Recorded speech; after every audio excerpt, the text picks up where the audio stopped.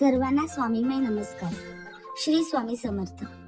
तर चला सुरू करूयात 2026 ची तयारी. 2026 ची अशी सुरुवात करूयात की 2026 हे वर्ष आपल्याला यशाच्या दिशेस घेऊन जाण्यास मदत करेल. तर याची तयारी आपल्याला आत्तापासूनच करावी लागेल. आपल्याला जीवनात बदल पाहिजे आहे, तर बाहेर काय बदलेल हे बघणं बंद केलं पाहिजे.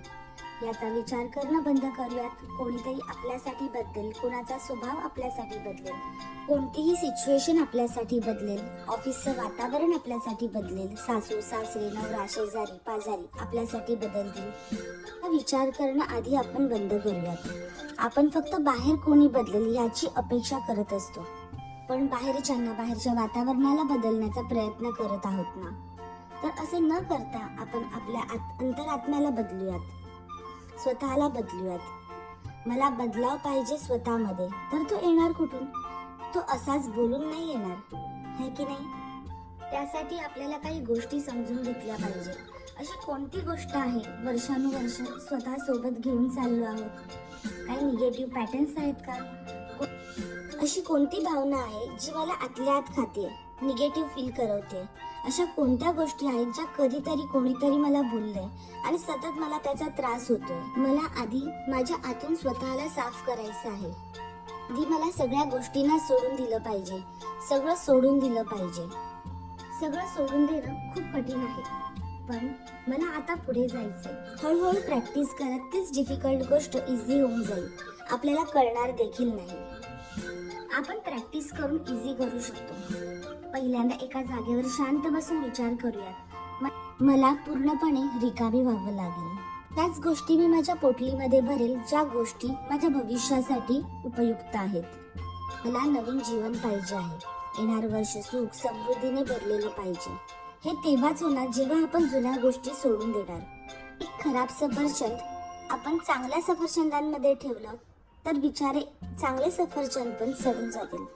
किती पण ताजे असू देत, सडून जातील. आपल्याला आपली जुनी खराब झालेली विचार संगती जे आपल्याला पण माहित आहे खराब आहेत, ते बदलायचे आहेत. आपल्याला माहित आहेत ते आपल्याला त्रास देत आहेत. वरून कितीही चांगलं मोटिवेशन घ्या, चांगल्या गोष्टी द्या, पण एक वाईट विचार बाकीच्या चांगल्या विचारांवर हावी पडेल, त्या सडलेल्या सफरचंदासारखं. एक गोष्ट करा, अर्धा तास शांत बसा, काही करू नका, फोन पासून लांब जा, सगळं डिस्ट्रॅक्शन हटवा. जे जे लोकांनी शिकवले ते सगळं विसरून जा त्या अर्धा तासासाठी. बोला स्वतःसोबत, मी माझं आयुष्य नवीन पद्धतीने जगण्यास सुरू करत आहे. मला माझ्या तत्वानुसार माझं आयुष्य जगायचं आहे. कोणत्या गोष्टी मी 2026 मध्ये घेऊन जाऊ शकतो? 2025 मधल्या कोणत्या गोष्टी आहेत ज्या निगेटिव्ह आहेत, ज्या माझ्या प्रगतीच्या मध्ये येत आहेत? मला फक्त त्रासाशिवाय अजून काही नाही भेटले, तेच विचार करायचे. त्यानंतर एक वही घ्या.